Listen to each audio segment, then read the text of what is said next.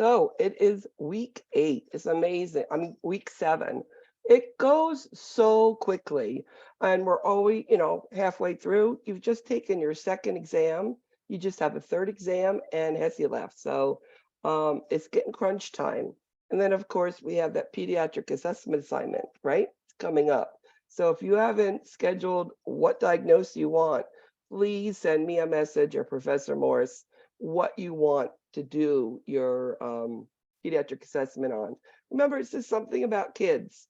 I like to choose or tell you to choose somebody a child maybe you had as a kid, or maybe somebody in the family, a friend, and that makes it a lot more interesting. And remember, it's 3 parts.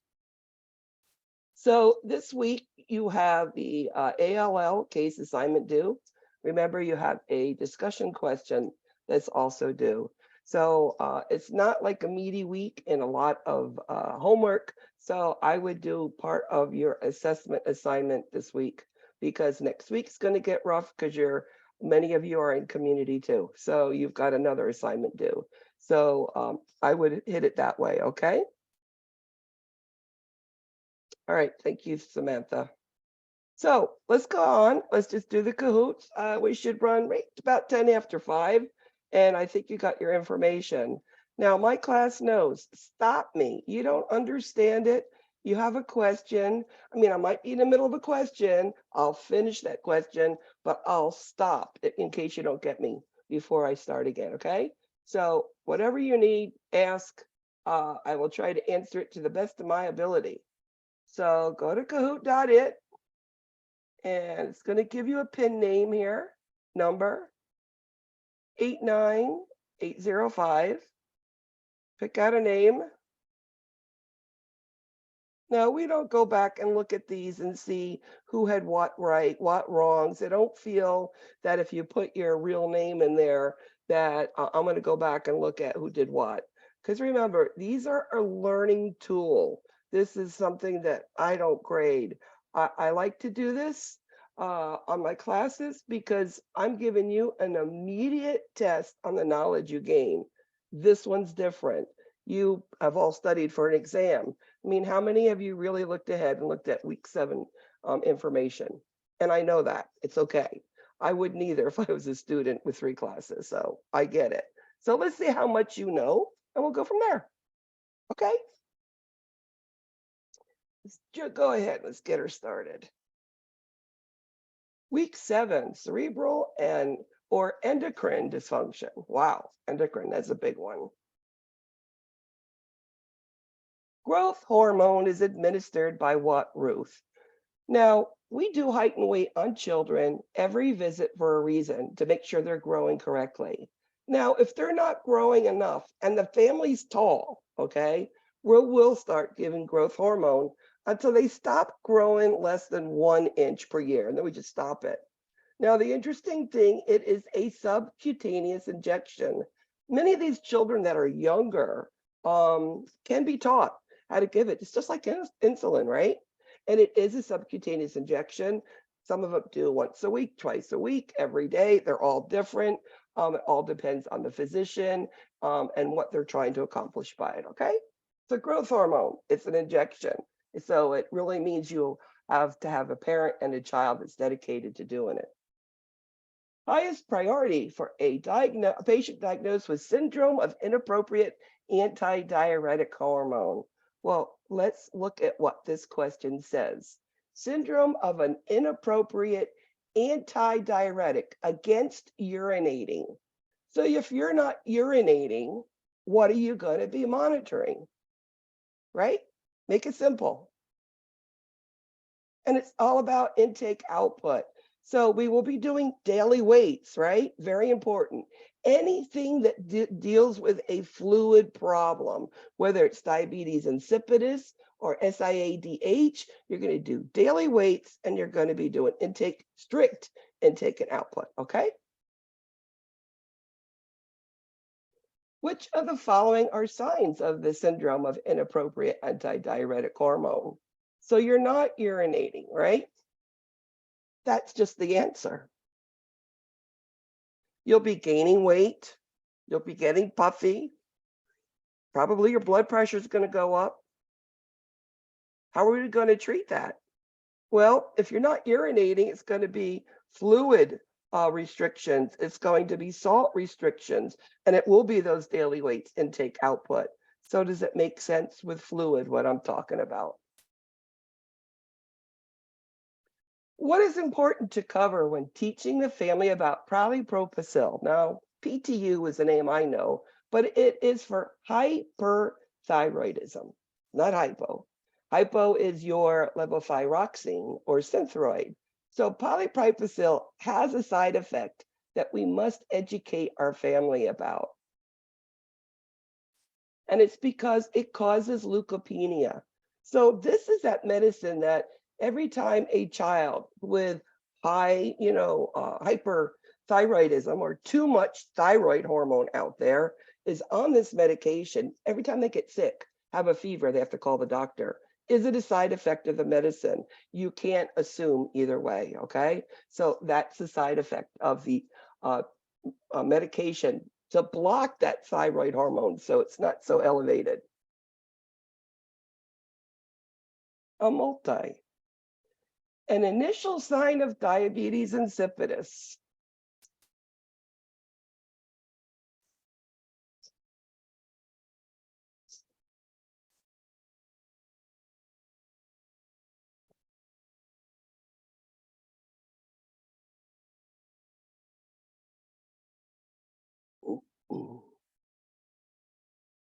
When you're talking diabetes insipidus, I'm going to say one thing twice.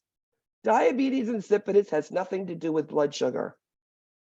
Remember, diabetes insipidus has nothing to do with blood sugar. It's all about fluid. And what happens with diabetes insipidus is opposite of the syndrome of inappropriate antidiuretic hormone. So you're drinking, and you're urinating. So it has nothing to do with blood sugars, has nothing about being hungry, only thirst and urinating, okay? So remember that. These are 2 Ps. Diabetes insipidus is only 2 Ps because when we go on to diabetes mellitus, then you're going to have the 3 Ps, okay? A multi. What are the clinical manifestations of juvenile hypothyroidism? Now, they're all the same as adults, except one thing.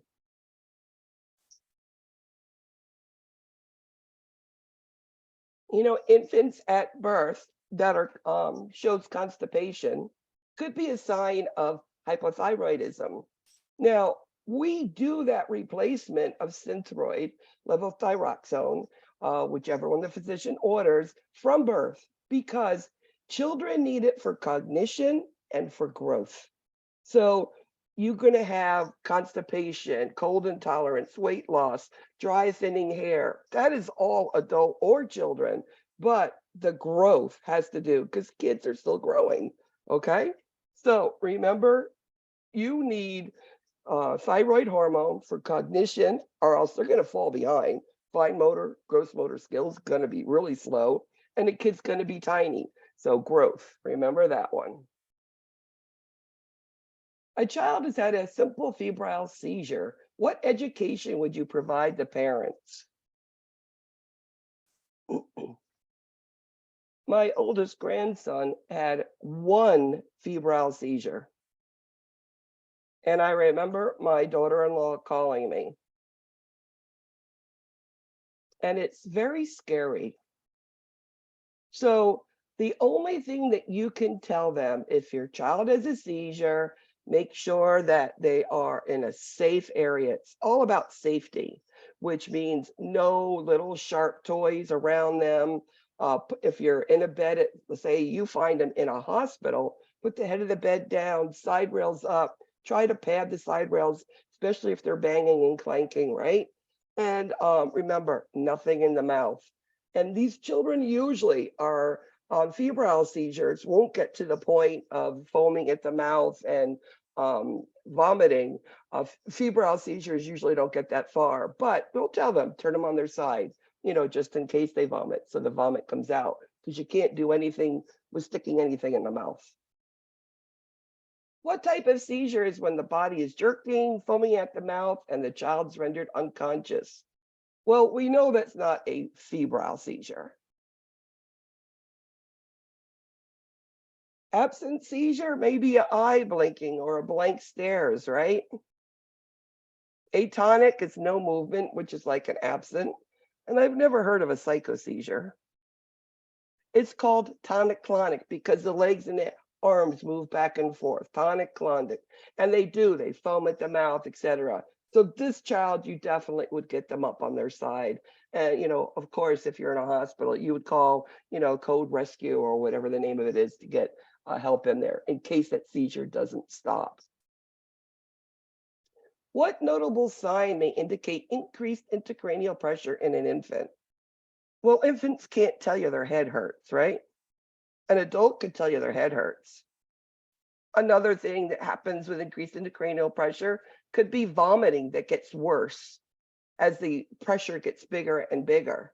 But what's so neat about our little infants, they've got this lovely little fontanelle that could be bulging. That's what you would see, not when crying, but at rest. That would be what you'd see visually. But when they cry, it's a different cry.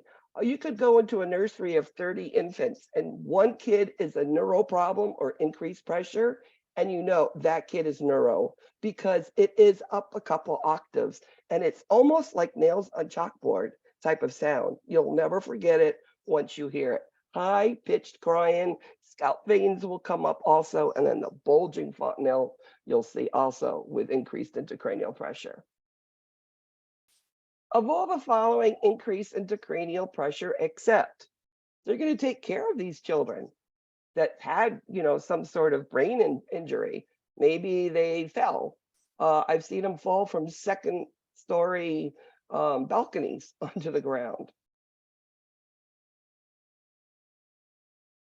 So we need to take care of them in the long term. Now, one of the things that doesn't bother it is their heart rate, slow or fast. It doesn't bother it at all. Or, blood pressure could, but not the heart rate. Now, touching them at all, any way, it will increase their pressure. Suctioning, what we tell them is go down and out once just to keep, because usually these children are unconscious. We want to just make sure the airway is clear so we have a good airway, and that's about it. What findings can alert you to a head injury getting worse? You have these children come in, slid into third base, and their head, hit the defender. And they were confused at the field, and they bring him into the ER. And they walk in, or in a wheelchair in, and all of a sudden it's going to be, so did we win the game? And you've already told them 20 times. Or was I safe? Did I get to third? Or was I out? And it's going to be over and over. That change in orientation is your big telltale sign. Something's going on. There's more pressure in that brain. Then you need to tell the physician about that.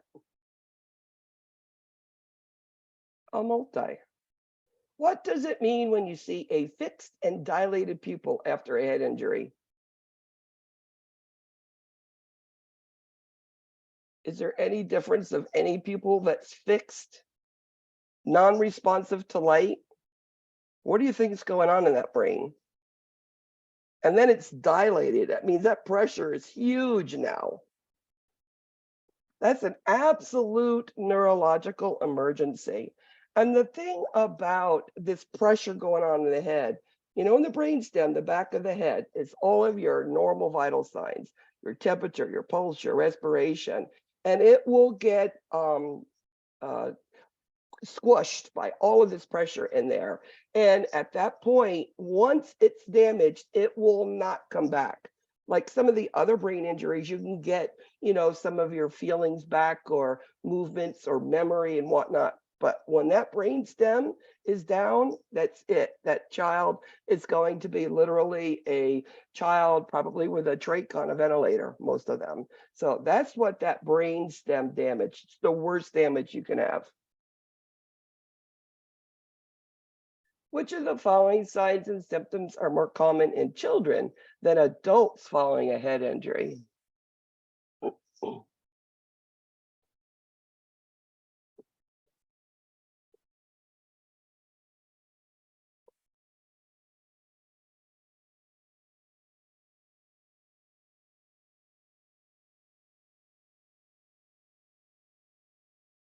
Adults don't usually vomit.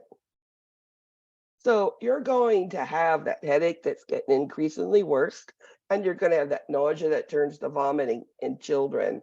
In adults, will just be that headache and that change of orientation. So vomiting is more children. What medication may be used for a child with cerebral edema due to a fall? Well, go back to pharmacology. What diuretic is used for the brain, right? Does that make sense? We have all of these that can be used in all way different ways.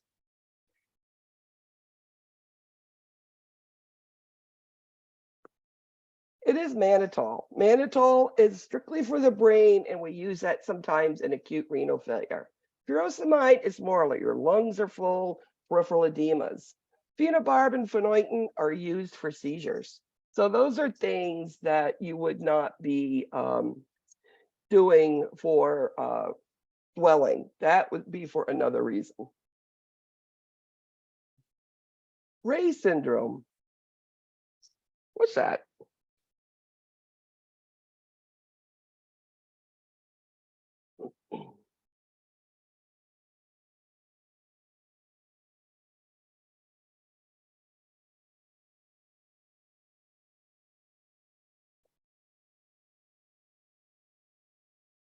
It is aspirin. Children should not take aspirin unless directed to. Now, we've already learned that Kawasaki, a cardiac thing, you get aspirin for.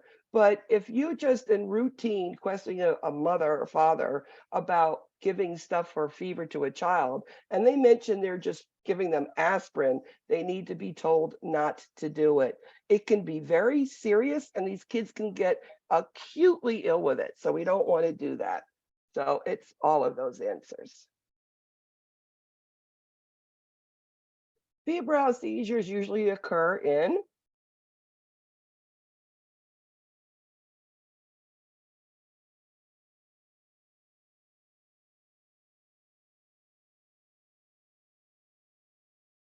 the great thing about febrile seizures is, yeah, they start young and they go to about 6, but usually they grow out of them.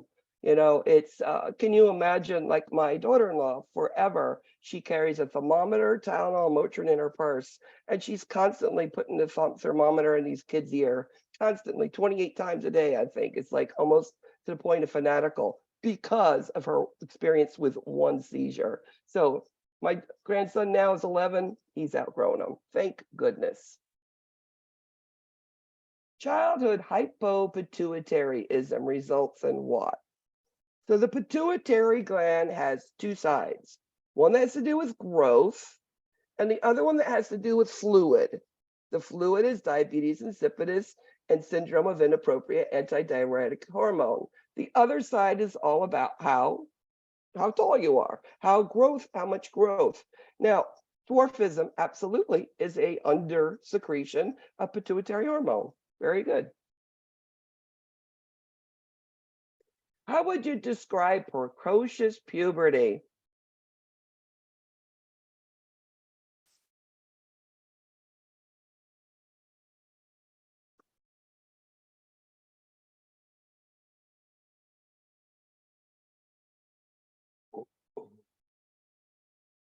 All it is reaching puberty early. Now, some of these children, little girls at age 6 can get breasts, and little boys can get hair on their face. And can you imagine the teasing they would have to be going through? So there are medicines that we give. It's actually called Lupron, and it's something that suppresses puberty until that time where they should be going through it normally.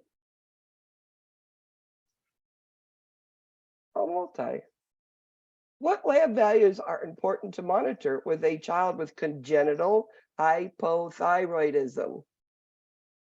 Well, if you know thyroids, you know you have to monitor lab tests. We're going to be given hormones orally, so we need to make sure are they getting enough? So which ones are they?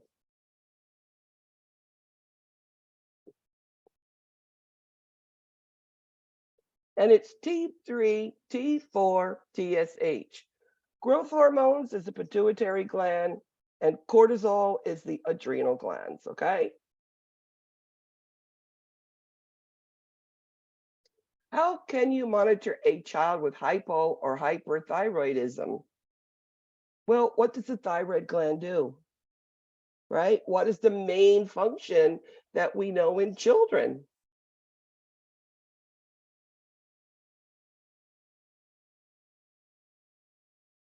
And it's all about recording weight, height, and weight.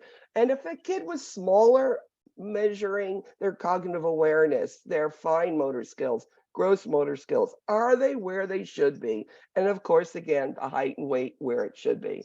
Very good. That's why we always do heights and weights. What acid-base alteration would you see in a diabetic child with Kussmaul's respirations? Well, Kussmaul respiration seen in diabetic ketoacidosis, right? Now, what would you see with Kussmaul's?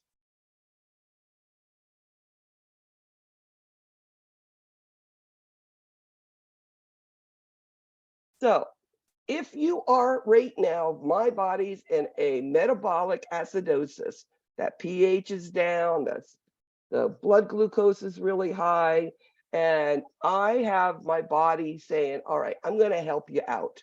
I'm going to do these Kussmaul long blowing out respirations. That causes a respiratory condition, and it's opposite to what your body's in. So that's why it's respiratory alkalosis. Now, if you don't know your acid bases, I'm telling you, the HESI has quite a few questions, and so does your NCLEX. So please read those so that you know them. So if I'm in metabolic acidosis, the opposite is respiratory alkalosis. It's trying to compensate.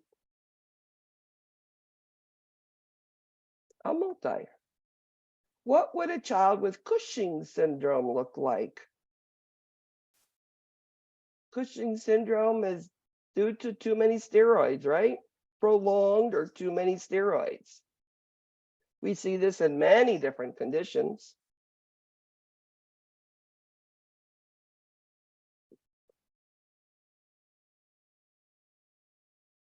So these children, their arms and legs are usually very skinny, but they usually get hair on their chin. Sometimes they get acne, they get that red cheeks. And remember, with steroid ingestion, be careful of blood sugars and be careful of wounds. It's going to be slower for them to heal because of these steroids, okay? Weight loss? No, weight gain. Another multi. You walk into a child's room with a fever of 104.6 and you see them having a seizure. What do you do?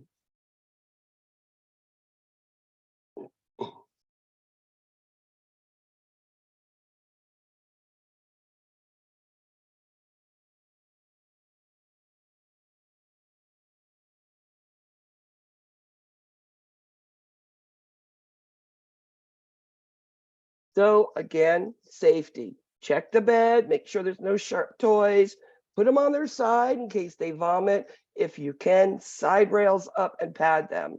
We will not give cold water bed baths. And actually, doing this cold water can have them prolonged seizures. We don't do it. We let them go through it.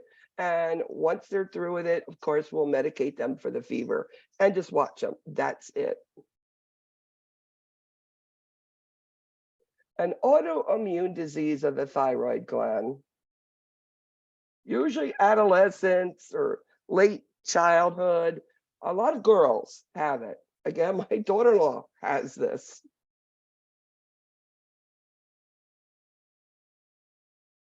And because it's autoimmune, there's nothing you can do with this disease. You cannot remove it. You must just replace the thyroid hormones that it needs. And it's called Hashimoto's. Yes, it is. Very good. Addison's disease. This is an adrenal issue, right? Remember, adrenal gland has to do with cortisol and aldosterone. Is Addison too much or too little? That's the question.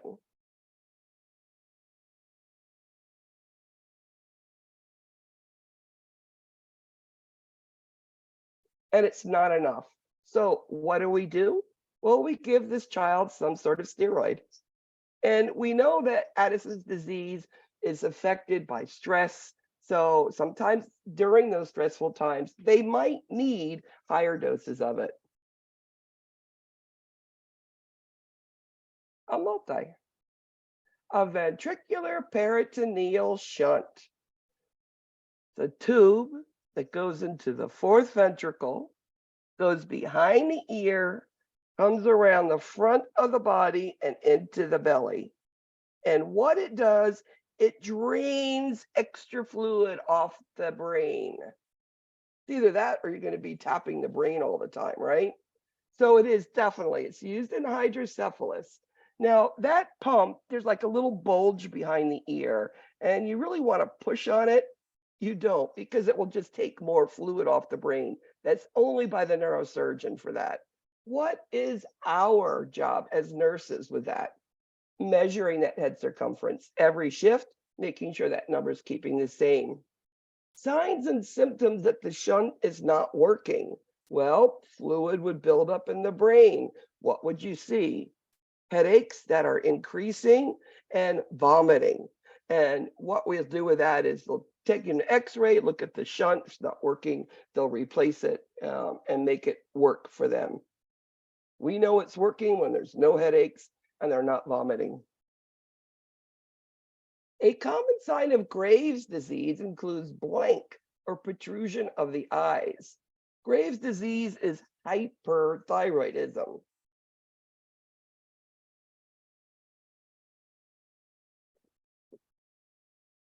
There's some great commercials on this right now with a lady wearing the sunglasses all the time. She takes off one sunglasses and have the other one there, but the eyeballs protrude. And I've seen now that they've got medicines to help that protrusion of it, but the eyeballs are like that. They do bulge. A multi. Hypoparathyroidism has the signs of technic muscle contraction and what? Well, you got to know what the parathyroid gland does, right? The parathyroid gland has nothing to do with the thyroid. It has to do with calcium and the regulation. And what does calcium work with? It works with muscles. So if you have too little, you don't have good muscle contraction. They'll be weak. You'll be tetany. And again, low calcium levels. Now, opposite, what if you had hyper or too much calcium?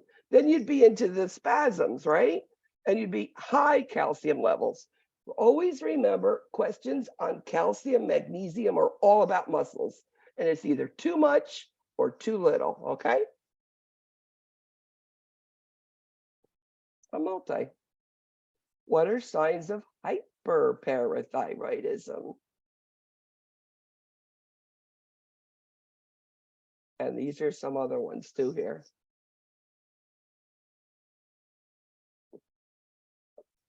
It's just too much calcium, right? Remember, your muscles are in overdrive at this point. So they'll see that paresthesia, and it gets to the point of nausea, vomiting, and confusion. And we need to get those calcium levels down quick. Many times they'll just do a surgical removal of these. What does the parathyroid hormone do? I think you know this now.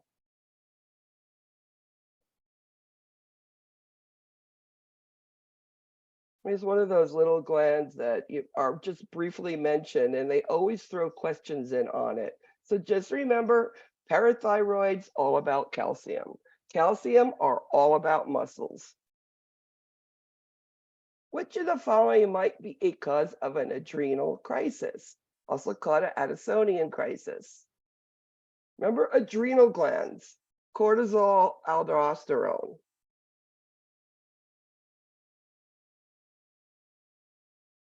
So when you know that is the basis of adrenals, you can look at those answers and know which one this is.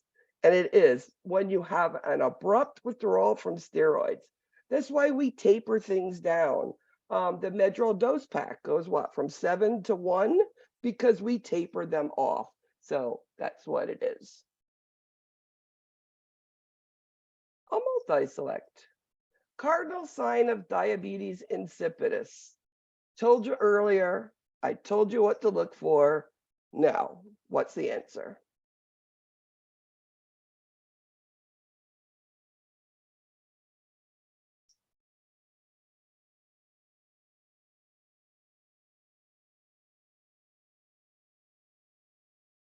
Remember, it's 2 P's, only 2 P's. Polydipsia, polyuria. Diabetes mellitus will add on, I'm hungry too, because they can't break down sugar, so the body's hungry. So diabetes insipidus is 2 P's. And if you look at the name insipidus, it has 2 P's in it. Okay? Maybe a trick to remember. Multi-select. Congenital hypoplasia parent teaching should include, the adrenal glands do takes over several things. That, of course, has to do with cortisol. It has to do with aldosterone, but it also has to do with the gender of children according to how much adrenal gland secretions are there. Now, what happens with congenital hypoplasia? Children are born and we don't know if they're a boy or girl. It's, you have the baby and you go, it's a, I don't know, because they could have a penis and a vagina, testicles and a vagina. I mean, all different combinations of them. These children will never be fertile. They'll never be able to have children because they have both body parts. And because this has to do with the secretion of the adrenal glands, which is cortisol and aldosterone, they're going to need those replacements for life. Okay. And what they usually, I've seen one of these in my whole career, believe it or not, just one. And they went and did ultrasounds and they did some hormone testing and they found out where the child was more likely stronger in. So then they reassigned the child to that sex. But it does, you have to, all right, it's going to be a girl, and you make the child a girl. Sometimes they do plastic surgeries, sometimes they don't. It all depends on the parents. What causes type 1 diabetes?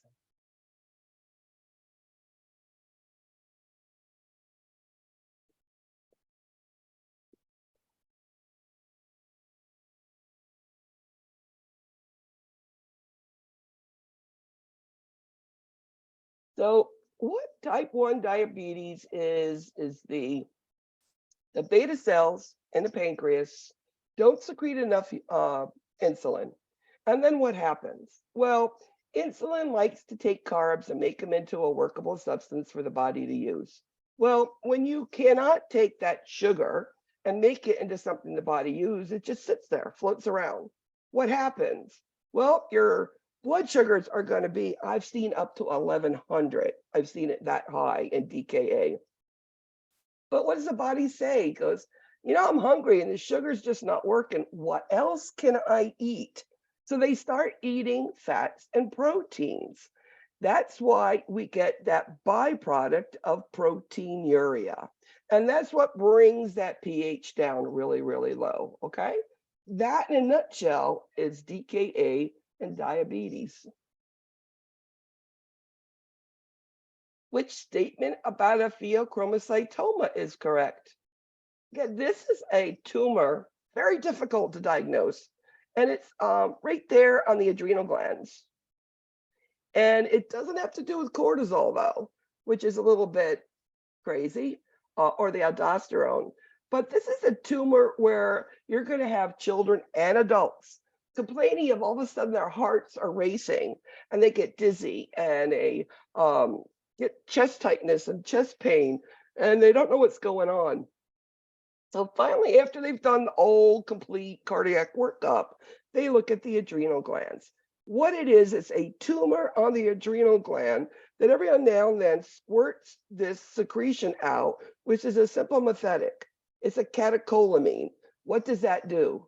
Everything goes up, heart rate up, blood pressure up. It's like speeds up the body. And that's why they feel this dizziness and chest pressure. And then, of course, the fluttering of the heart rate in there. So nursing care of this would be monitoring vital signs, right?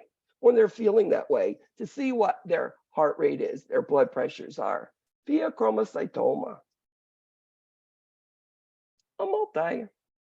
So what action should the nurse implement in the care of a patient with a pheochromocytoma?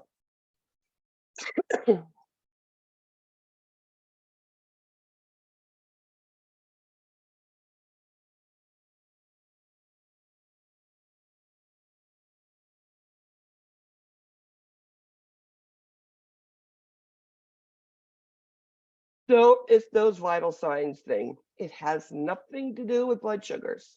Remember, this adrenal gland, and the adrenal gland does not regulate blood sugars at all, okay? And it has nothing to do with fluid. That's your pituitary gland. So it is heart rate and blood pressure. A multi. Nursing care of the unconscious child should include what? You know, most children unconscious, they're usually due to some head injury. And many times we put them in these chemically induced states in order to let the brain heal. And there are some very important things that we must do so that that child's brain doesn't get too much secretions, fluid, etc. So neurochecks, checking those pupils, seeing what's going on. I mean, a child who's paralyzed and sedated isn't going to move, but your pupils will. Also, vital signs, monitoring that temperature. We don't want a hot temperature, vasodilatation to the brain. And the biggest worry of all is too much intake, so over volume. So strict, INO, very important. Too much fluid will increase the pressure in the brain and cause more damage. Symptoms of DKA are, so remember, this is sugar can't be used. So the body says, I'm going to go for those proteins and fats. And what do you see? Well, remember, if you're not burning up the sugar, it's still in the body. And you're going to ooze the smell of sugar. And that fruity breath smells like a rotten peach. Take a peach, put it in a Tupperware thing, snap the lid on, put it in the refrigerator for a month. Take it out and open it up, and that rotten peach, I'm describing it exactly the way I've smelt it, okay? So remember, they're going for proteins and they're going for fats. Byproduct is ketonuria. And of course, they're not using sugar. It's there. There's no insulin. So their blood sugars can be, and I told you I've seen as high as 1100. And that kid did well. We turned him around. A multi. An adolescent with a BMI above 95% has been urinating a lot. What tests can you anticipate? Body mass index, 95. That's obese, right? Big.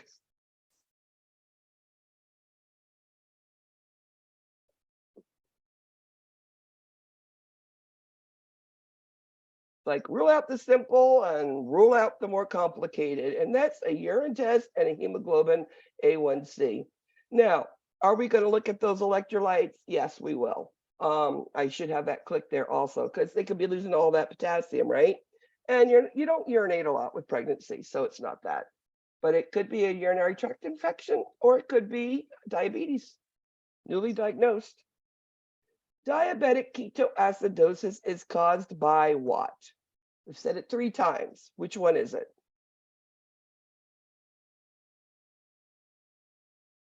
You know, the body is really smart. Something don't work, I'm going to find something else to get what I want. And it's a lack of insulin. So you're not getting sugars. Body's hungry. So it uses other fuels for energy, fats and proteins. Does that make diabetes a little bit more simple for you? A multi. A child's admitted with a blood sugar greater than 600 and large ketones in the urine. What is the priority intervention? So we've been talking about this DKA child or adult. They come in. What's the first thing you need to do?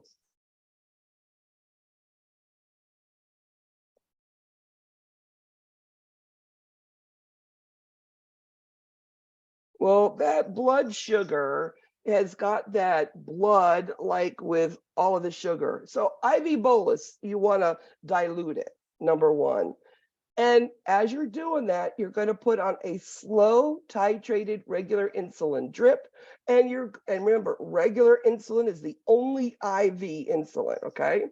And we'll be monitoring blood sugars every 5 minutes, every 10 minutes. And there'll be a protocol. When it gets to this level, you do this. So it is a very complex thing to do, but it's simple. Dilute it, bring the blood sugar down. And then you're going to, as you get that done, check out what's going on with that potassium in there. We're not going to give anything sub-Q. We need immediate intervention with this. A diabetic child complains of feeling jittery and the blood sugar is 45. What's the best treatment for this child? So the key thing on this question is the child is complaining. That means condition, child's awake, right? Sometimes 45, they'll be unconscious. Child's awake. Give them orange juice. Give them a glass of milk. Absolutely. Good job. Your patient has experienced a head injury. What would most concern you? Head injury, swelling in the brain. Which one of those is going to worry you? So think about what the question is asking here. Head injury. What happens with head injury? Swelling in the brain. What would be of concern? It's hit that pituitary gland, and now you're decreasing urine output. You know there's a lot of swelling going on there. Very good.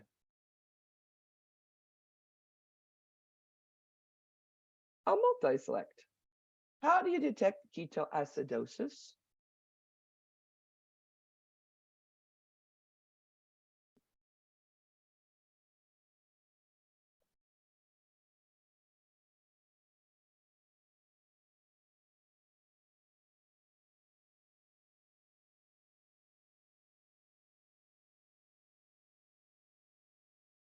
And we know that the blood sugars are going to be elevated.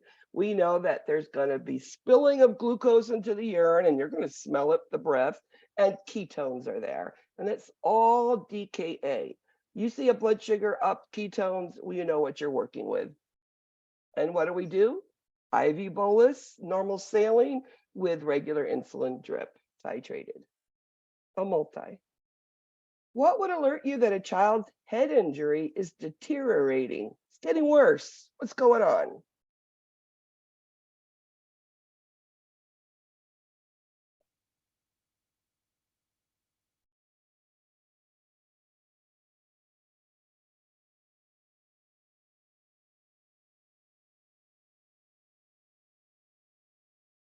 So the child's not just complaining of a headache that they've had, okay?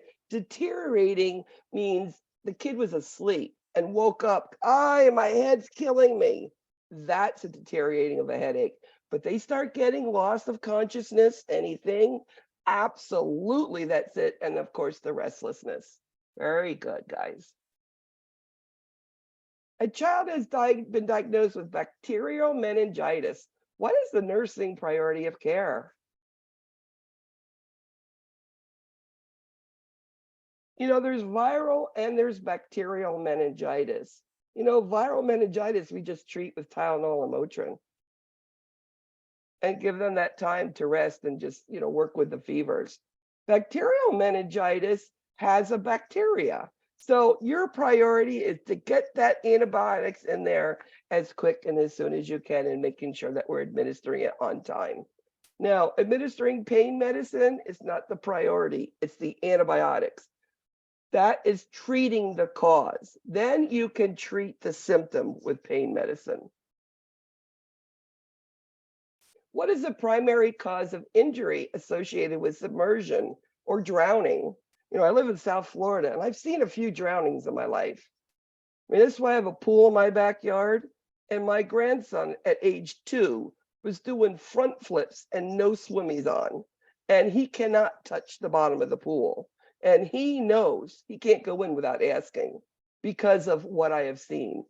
The primary cause is the water goes in and it blocks oxygen from going on. So it's the hypoxia. Yes, you're going to have some pneumonia there, but it's the hypoxic moment that causes that injury.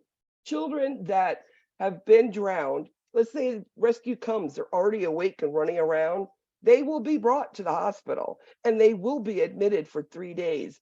The symptoms can happen up to 3 days later, and they go into respiratory distress syndrome, and it is very severe, very difficult to take care of. And last question. Oh, multi. Which CSF lab values correlates with bacterial meningitis? Now we know they're complaining of the pain and all the symptoms relate to meningitis. We now have to rule out, is it viral or is it bacterial? When it is bacterial, number one, you're going to see it white and cloudy. I've seen it look like almost milk, and that's the white blood cells in there, okay? Red blood cells have nothing to do with meningitis, but bacteria love sugar, yum, yum, yum. So low glucose, and your protein gets elevated, and it's increased white blood cells, okay? That's a question on MedSearch 2 that you will see, but it's something that I have been watching in my career whenever I've had to do these spinal taps to see, are they viral? Are they bacterial? Number 3, Jess. Good job, Jess. Number 2, Ashley. Number 1, Christina. Good job. Number 4, JP and Nick. So tell me, did you enjoy listening to a lecture in a cahoots? And do you feel like you've learned something from it? Quite interesting, huh? And you know something, I did the PowerPoint. I think the cahoots is a better lecture, but that's up to you. Look at both of them. I wish you luck. Remember, your test grades will be out by Saturday about 1 o'clock. So be looking for them. All in all, I think the overall average was like 85. So not bad at all, guys. Better than the first exam. So it was lovely having you all here. You guys have a great afternoon. Thank you. Thank you. Thank you. My Professor, pleasure. Yes. you're still